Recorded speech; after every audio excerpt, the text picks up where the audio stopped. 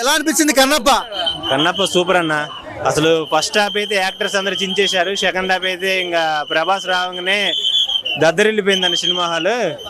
బాహుబలిలో ప్రభాస్ రావగానే బాహుబలి అని నేను అనగానే జనాలు అందరూ మాయస్ మధ్య ఊగిపోయింది కదా. సినిమాల్లో కూడా రుద్ర అనగానే అసలు సినిమా థియేటర్లు మొత్తం చించేసుకున్నారు ఫ్యాన్స్ అయితే. కొంతమంది స్లో ఉందంటున్నారు మూవీ.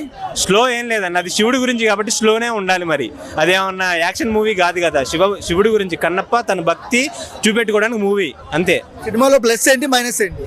ప్లస్ మైనస్ ఏం లేదన్న, అంతా ప్లస్ఏ.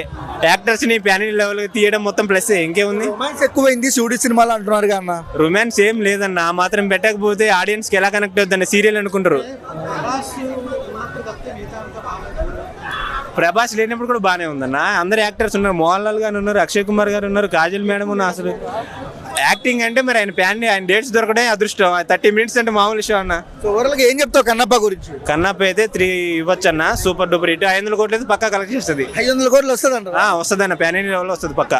ఓవరాల్ గా ప్రభాస్ ఫ్యాన్స్ కి విష్ణు వాళ్ళకి ఏం చెప్తాను? విష్ణు అనేది 1800 దాకా మూవీ తీయాల్సిన అవసరం లేదన్న. ఎందుకంటే 500 కోట్లు వచ్చాయి కదా. చిన్న యాక్టర్ ఒక సినిమా తీస్తే 5 కోట్లు, 100 సినిమాలు తీయాలి, 500 కోట్లు రావాలని ఒక సినిమా తోటి కొట్టాడు విష్ణు. ఇంకేం చెప్తావు ఇంతకంటే? ఇంక చెప్పు, ఆలోచించండి. ఆయన మైండ్ బిజినెస్ మైండ్ విష్ణుది.